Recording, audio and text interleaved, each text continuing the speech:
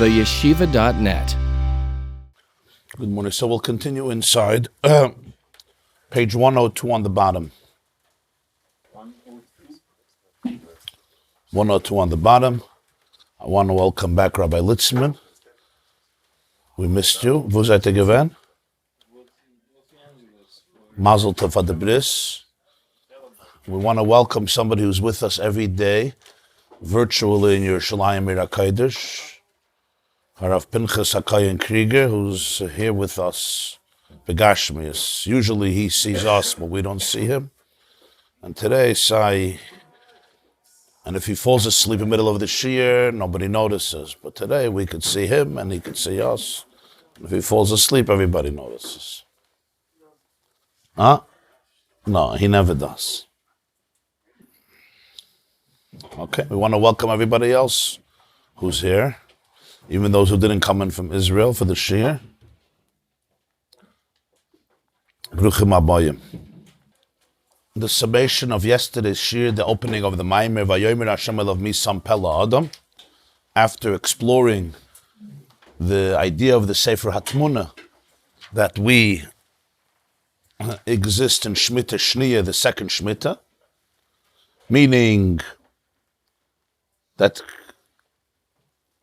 Bereshis, Bara Lekimas Hashemayim V'Sa'aretz is already a second cycle. Beis, it's not the Aleph of creation, it's the Beis.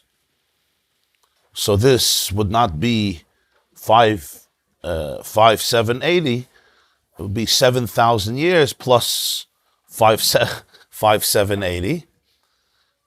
That would be that's actually some Kabbalah understood, but as the Balatani said, the Arizal had a complete different understanding of it, and he understood that us being in a shmita shniya, first of all, doesn't mean that there's 5 shmitas afterwards. And second of all, it doesn't mean that there was a physical universe before this shmita, but rather the Sefer HaTmuna was correct, but it was referring to a spiritual reality, which he calls the Olam Hatoyu, that experienced the miss of the 7 Melachim, and this shmita is called Olam Hatikun. But there were 2 souls, at least 2 souls, that he discusses from the first shmita that were transplanted into this shmita in order to help heal the world. Chanoich and Moshe. Chanoich achieved a tremendous feat before the Der HaMabel, allowing for the world at least to be cleansed through the mikveh, and Noach and his family to be saved. And Moshe, of course, is the one who sets the goal of He sets forth the goal of changing the world. He's the first one to challenge oppression and slavery and begin a march towards freedom and ultimate human dignity.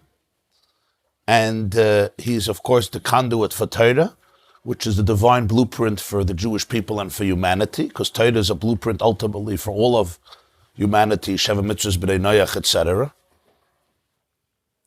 So in that sense, Moshe is not a game changer, but the game changer.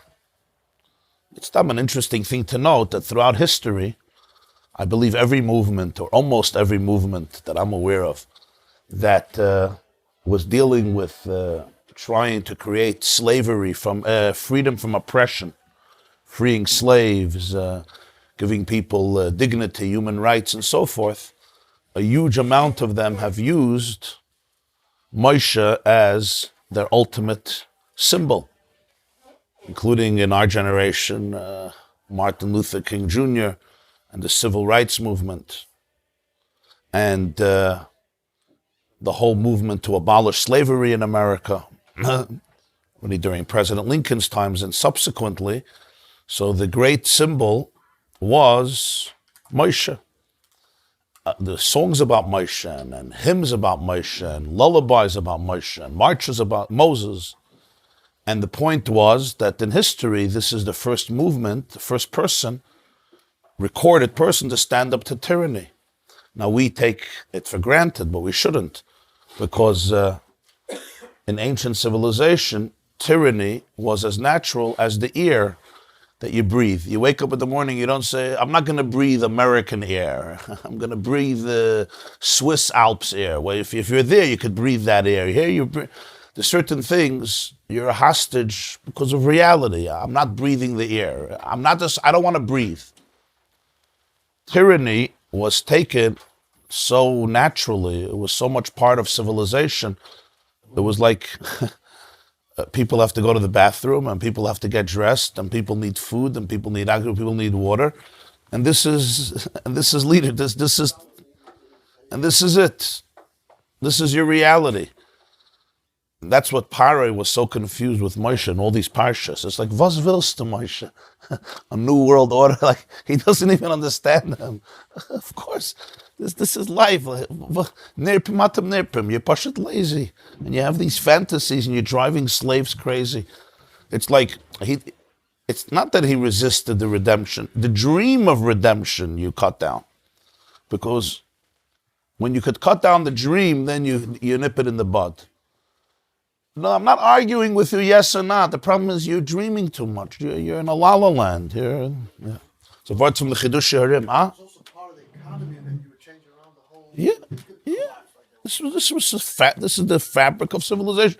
They'll call today the DNA of society. You don't. There's nothing to do. There's an order.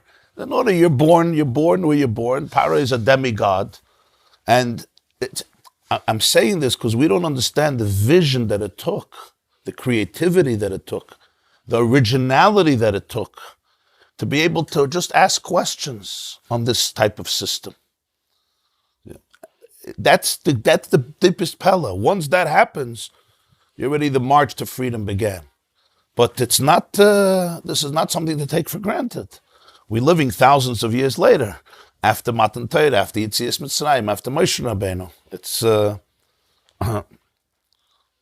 It's a new vocabulary. There's a word from the Chidush Harim. The Sfas Emes brings it a few times in Parshas Ve'era, b'shem Hazeda, the Chidush Harim, that it says in Parshas Ve'era, "V'yitzesi eschem mitachas sivlois Mitzrayim." I will extract you. I will take you out from under sivlois Mitzrayim. So the word sivlois, Rashi says, is toirach masa Mitzrayim. The burden, the heavy burden, heavy weight, mitachas, you're under it. Sivlois, I'm going to take you out from it. I'll free you from the tyranny, from the subjugation, from the avdus. But the Chidush Harim said, the first Ger Rabbi said, the word sivlois actually doesn't mean that. The word sivlois in Lashon Kodesh comes from the word lisbol, which is associated with the word savlanut. What does savlanut mean today in Hebrew? Patience, tolerance, savlanut. Savlanut, okay? Amerikai, savlanut. You need your phone installed, you'll wait a year. You need to do something in the bank, you'll wait 3 years. Savlanut. We don't have customary service like America. So, enduring. You say, lisboil. What's lisboil? Lisboil is to contain, to tolerate, to deal with, to endure. It says, I'm going to liberate you from tolerating Mitzrayim. From the savlanut. From the capacity to tolerate Mitzrayim. That's what I'm going to liberate from you. From making peace with abuse. From making peace with evil. From making peace with the status quo. Because without that, there's no Geula. Geula doesn't begin with Geula. Geula begins with defining that this is Gullus. Right? As I once heard somebody say in a group, I'm sick and tired of being sick and tired. If you're not sick and tired of being sick and tired, you're going to remain sick and tired. It's called the battered woman syndrome, and there's also the battered man syndrome. You make peace, you make shalom. At least it's expected. You know what's coming. You're used to it. Yeah. So he says the first step is mitachas sivlos mitzrayim. The greatest burden is that you don't realize what a burden it is. The greatest burden is you're carrying around all this mishagas, all this trauma. You don't even know it. It's normal. And you deceive yourself it's normal because you don't want to make waves. And there's a reason people do it. There's a reason. There's a deep emotional reason for it. Jaffe Moshe Rabbeinu used to have. Aber Moshe is a shlich von Eberste. You need the right shlich. V'zak Rashi v'yamas Yosef v'chol echa v'chol adorahu afal pi shehei meisu elokeim shel elu loy meisu. You mentioned Hanoch and Moshe Rabbeinu, but you didn't mention Avraham Avinu. Doesn't he fit in on the same level he introduced monotheism in the world? Isn't that also getting rid of the shackle? It's an interesting question. What about Avraham Avinu, the one who began the whole process? It's interesting. I don't know. I have to research a little. Why Moshe and Hanoch Dafka? I mean, you could bring us a lot of other names. Huh? Yeah. It's called comfort zones. It's a kalyata. It's not really kalyata because it's he's a slave. He's being abused. He's a shmita. Kol ben ha'yilad ha'yoret ha'shlichu. That says gelept. But you become used to it. People get used to everything. So Pashat al Pipshat, that march towards it wasn't just the Geula then. The Maharal says in Sefer Gvuras Hashem, he says, what do we say? Maharal lived in Prague in the 1500s. A difficult kufa, it wasn't easy. With the Goyim and all that. The suffering of the Jews was terrible, the Middle Ages. And the Maharal knew it better than everybody because he was at the forefront of tremendous Jewish hatred and persecution. So in Gvuras Hashem, the Maharal asks a question, why are Jews celebrating Pesach when they're not free anymore? We sit with Seba, and if you didn't do a Seba, you have to redo it. You sit because we're Melblachim. He says, who's a Melech? Who's Bnei Chayrin? He says, Mela, when they were free, I can understand. He says, Pesach at some point should have been cancelled. So the Maharal writes in Sefer Gvuras Hashem, I think in Perek Mem Aleph, the Yetzias Mitzrayim was not just an event in history. Yetzias Mitzrayim changed the vocabulary of existence. He said Yetzias Mitzrayim created, his lashon is b'nei chayrin be'etzem, ve'ein ha'mikra shel galus mevatel ze achar kach. Meaning, from the day of Yetzias Mitzrayim, the Jew started to think differently. If he's in a galus, it's not a natural state anymore. I'm a free person. And if I'm a free person, I'm sick and tired of this. And if you're already sick and tired of this, if you don't make peace with it, so that means I may not be free in reality, but in essence there's a place of freedom because I will not make peace with this dysfunction. It's true collectively, and it's true, of course, individually. That's what he says. It created a vocabulary of freedom, a language that can't be changed afterwards, even if in reality they were exiled and they were expelled from their land, and they're dealing with subjugation and oppression. Just wanted to make this ha'ara that when we talk about a transplant, that's why a transplant is important. The mila of the transplant of shmita rishona is that he's not caught up in the reality of the present. Because whenever you want to change a system, when you're inside of it, it's very hard to be able to change it because you're usually part of the problem. You're usually part of the problem. In the business world, this is a well-known klal. You have to bring somebody often. The Gemara says in Brachas, yeah, some of you just learned, Ein chavosh matir atzmim beis hasurim. When I'm inside of it, even if I'm good and I mean well and everything, but my thought process is already defined by it. Moshe was a transplant from an under shmita. From this Maimon, there's an expression in Chabad, he's from shmita rishona. I want to tell somebody, he's from an under shmita. Not just he thinks different, he looks different, he has different ideas. He's from an under shmita. He's not, huh? Okay, so we'll see what the Inyan of Eilam Atayu. That's what we're going to discuss now. But the Nekuda is, it's a completely different, and the truth is that it's even, this is true in Ruchnis, but it's also true in Gashmis. The Even Ezra writes in Parshas Shmois, he asks, why did Hashem make that the first Jewish leader should grow up among non-Jews? It would seem that the first Jewish leader should grow up among Jews. That's what Even Ezra asks. In other words, how do you understand, if you want to ask the question in a little more juicy terms, Moshe Rabbeinu didn't know what a Shalom Zacha looks like. He didn't know what a Kiddush looks like. He never ate herring. He never ate sponge cake. How do you... We have a law in our country that a president has to be somebody, who's a homegrown potato. Obama and Trump dealt with this issue by Riches Gdoil, if you remember. Yeah, lahavdil. You have to be a homegrown tomato. You have to be a homegrown potato. Why? Because they have this in the matzav. Can't bring a rebbe over a nation, over a group. He didn't grow up with them. He grew up in a palace. So the Ebenezer says, why did the Hashgacha have this? The first Jewish leader, it's Chishka Hadavid Bayidin. Never Abshenish, Abba Mitzvah, Bas Mitzvah. So the Ebenezer says, Soid Hashem Lireyev. I don't know. It's a secret of God. Then he says a reason. He gives two reasons, but I want to give out one reason he says. And he says that if Moshe would have grown up among Jews, he would have had a slave mentality. And he would have never be able to stage a revolution that would change the world. And it wouldn't be his fault. He would grow up in an ambiance, in an atmosphere of slavery. For him to do what he had to do, he had to grow up in an atmosphere of rachvos, of aristocracy, of royalty. He could think big. He grew up in the shadow of Parah, in the Dalet Amos of Parah. He fought like a king. And he used that to defeat his own step-grandfather.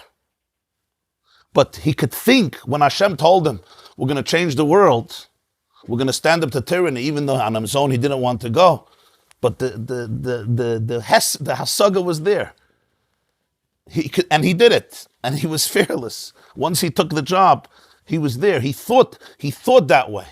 He didn't think like an Evet, because he didn't grow up there. Because when you grow up somewhere, you're part of that system, even if it's a fine system. And the limitations you don't see as well. Because again, it's the ear that you're breathing. And you see it adayay mazah. You see it adayay mazah. Leaders who make incremental small changes. When somebody is really transforming something in a fundamental way, even if it's not so noticeable, it's a different pair of glasses. You have to put on a different pair of glasses. And from the inside, it's very hard, and how do you distinguish if it's tchelis or kla'ilon, if it's authentic, if it's inauthentic, and so forth. I'll call upon him. So I'm saying even physically like a transplant. It's from a different environment. The Ebenezer gives a second reason. It's not Negeya here, but there's an interesting reason. The Ebenezer says, if Moshe would have grown up among Jews, they would have never respected him. Ein Navi Be'irei. Yeah? Every Yente and Yachna, when he would get up to speak, he'd say, oh, I was at your bris. I used to babysit for you when you were 2 years old. You screamed the whole night. I gave you a bottle. Oh, you became a Navi recently? Really, when did God start speaking to you? Because I just remember when you were a little kid, you were running around, beating up your brother Aaron and this. What are you supposed to do? God told me. When did God tell you? Before I babysat you or after I babysat you? Before I threw you out of school or after I threw you out of school? Right? Before you ran away with your friends by recess? When? Azoi, Moshe came from a different place. Ooh. You know how it is, yeah? That's the second reason of the Ebenezer. Both are fascinating reasons. The Bavsher Rebbe attended Cheder, but not yeshivas afterwards. That's the reason. Interesting.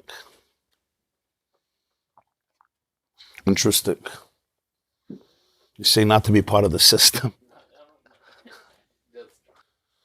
Now the shaila is, what's this with Toyu and Tikkun? We said it's a transfer from Toyu. So now begins the next stage of the Maimer about Toyu and Tikkun. Now the next two paragraphs are complicated and complex. It's bekitzer, it's brief. It's not so bekitzer, but relatively it's bekitzer. And it needs hasbara. I'm saying this because when you read it, it's not going to be so easy to understand. V'hinei ha'hefresh ben Toyu l'Tikkun, the difference between Toyu and Tikkun, Yodua be'Etz Chaim, is known in Etz Chaim. Etz Chaim is, of course, one of the most basic texts of the Arizal, written by his student Reb Chaim Vital. The Arizal here is mentioned in the beginning of the Maimer, and now again. The Arizal's name was Rabbi Yitzchak Luria. Arizal is Adonenu Rabbeinu Yitzchak Zechroinu Levracha, Rabbi Yitzchak Luria. his last name was Ashkenazi, and the Arizal lived in Egypt, and then he came to Etz Yisrael, and he lived for 2 years in Sfas because he passed away very young. And during those 2 years, he taught Kabbalah. His main student was Rabbi Chaim Vital. Chaim Vital wrote down many of the teachings of the Arizal in the many works that are known as Kisvei HaArizal. And one of the biggest ones, or the famous ones, is called Etz Chaim, the Tree of Life, which is divided into Sha'arim portals. So it says, and it's why the Etz Chaim is quoted a lot. Sha'atayu lo'hoya b'chinas partsufim. Tayu was not constructed as partsufim. A partsuf literally means a face. To be more accurate, it's an organism. A partsuf is a structure, a whole organism. Partsuf literally means face, a partsuf. Partsuf is face as part of an organism. The 10 spheres were defined as points, nekudas. Those who still remember the Maimer of Noach, about akudim, nekudim, ubrudim, he mentioned that there as well, about the Der HaFlaga. Zitzayni loymar, nekudas hachesed, nekudas hagvura. Yaakov also, yeah, he mentioned the maklos, yeah. The Maimer is just in Noach. Zitzayni loymar, nekudas hachesed, nekudas hagvura.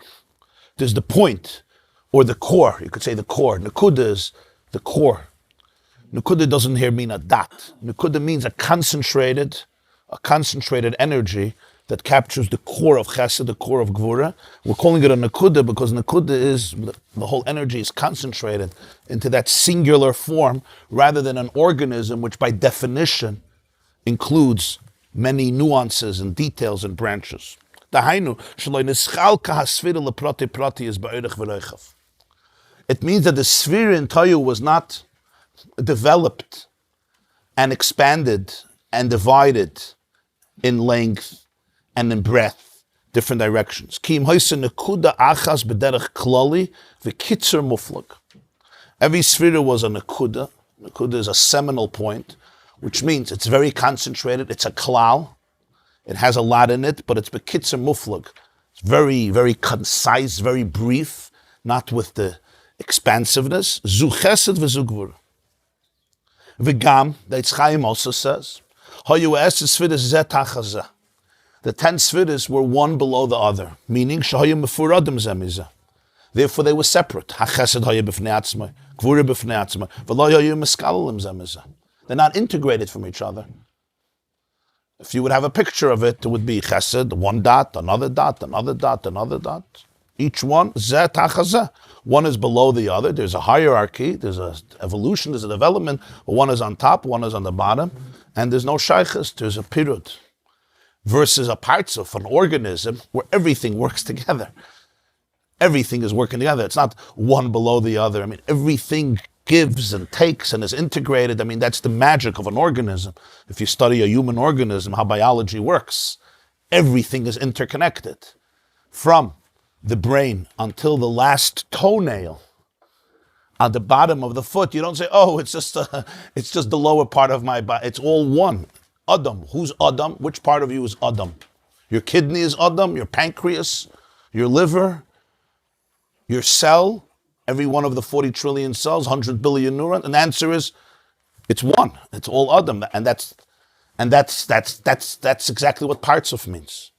It's called hiskalalus. Hiskalalus means there's a lot of diversity, a lot of details going on. It's not concentrated in one tiny place where all the energy is, ba'if and klali and bekitzer muflug, and there's hiskalalus. Those are the two things. The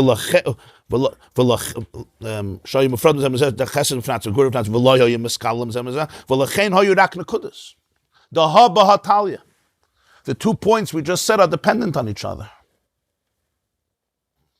I know that this is new stuff and it's a little confusing, but it'll become clear, Be'ezrat Hashem. The 2 points is, point number 1, he said, that in Tohu, it wasn't b'pchinas partsuf, it was b'pchinas nekuda, and in Tohu, it was not hiskalalus, but pirud. It says, the ha b'ha talya, one depends on the other.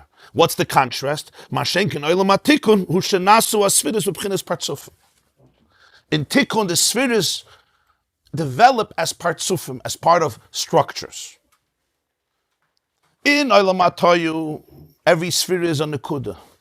Very concentrated, very powerful. He put it, Nekuda Sachesed, Nekuda Sagvura. What's a Nekuda? A Nekuda is not expanded in Jewish works of philosophy and also trigonometry and algebra, already from the medieval ages, from the Rambam and earlier. There's an expression, Nekuda, Kav, and Shetach. Right? There's a Nekuda, there's a Kav. A Kav is already Oirech, it has length. And then there's a Shetach, which is, we call today a territory. Length and breadth. That's why he says Oirech and Reichav. So there's Nekuda, Kav, which is already an expansion. There's a line, and then there's a Shetach. It's not only one way, but there's also a Shetach the other way, which also exists spiritually. It's not just in terms of shapes and lines, but also in Ruchnius. So B'meila in Toyu, every Sefirah is a Nekuda. That's one inyan. But there's another inyan, and that is, and he says it's Haba Hatalia. Because every Sefirah is a Nekuda, they're also not mutually interdependent. They're not working in a system of integration of Iskalos. It's called Zeh Tachazah. So each Sefirah is a Nekuda. It's not fully developed in details. And because of that, there's a second consequence, and that is their relationship with each other is not one of symbiosis and synthesis and integration, but one of each one self-contained. In Tikkun, everything changed. The Sefirahs became partsufim. And he's now going to use the language of Etz Chaim. Mechachma nivne partsuf Abba. In Tikkun, you don't speak about Chachma, you speak about partsuf Abba. Partsuf Abba means the organism, the structure of Abba. Abba is Chachma, the father is Chachma. The partsuf, Chachma is a ganze partsuf. Mivov Ktsavis, from the 6 midas called the 6 Ktsavis, 6 dimensions, partsuf Zoh. The partsuf Zoh. And there's parts of Ima. He doesn't go through everything. There's parts of Ima. There's parts of Malchus. Shehu sheneschalka hasfira. There's the 5 partsufim. There's the partsuf of Kesed, the partsuf of Chachman, the partsuf of Bina, partsuf of Zod, the partsuf of Malchus. Here he mentions one structure, 2. Shehu sheneschalku hasfiras bispashtus leproti protius. The first thing in a partsuf is there's so many details. Like we see it in an organism.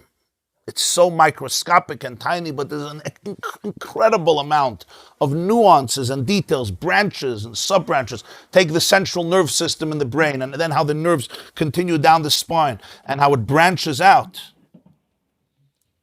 It's fascinating, because Ad Hayom, you'd think with all the x-rays that we have, etc., there's certain surgeries that physicians are terrified of.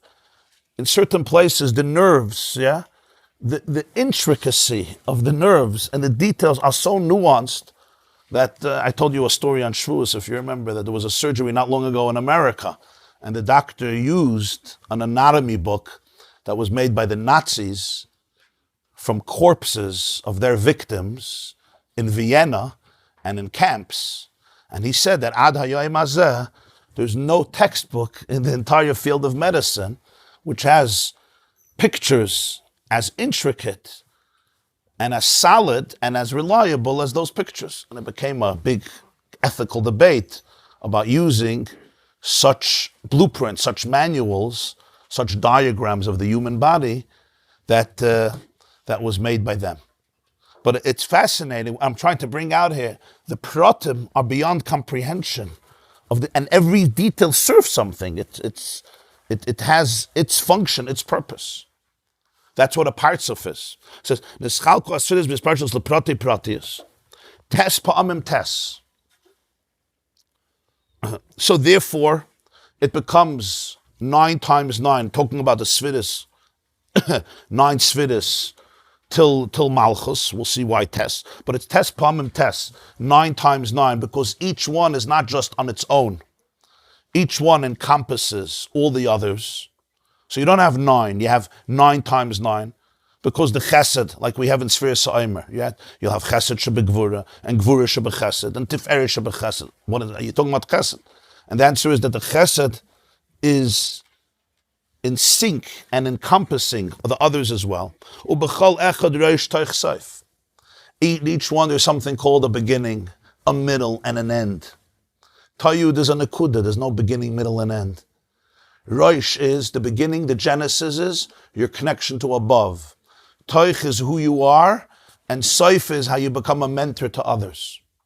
Those are 3 dimensions that don't exist in a nekuda.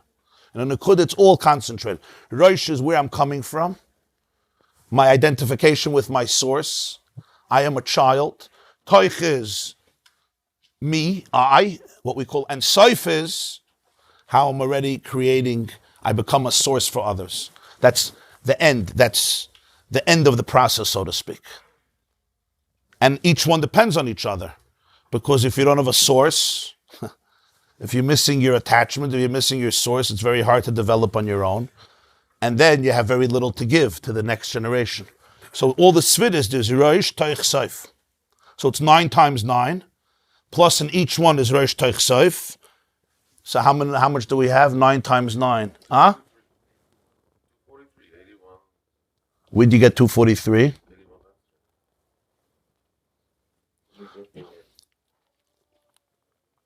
So 243. Vehei chasadim hamagdilim. And then there is mom's milk that allows everything to grow. Hei chasadim, the 5 fingers of the right hand are called the Hei chasadim, the 5 elements within chesed. Chesed and gvura and teferes and netzach and hoid. 5 elements in chesed, which grow at shenaser amachivarim. So in the Sefirot, you have 248 organs and limbs.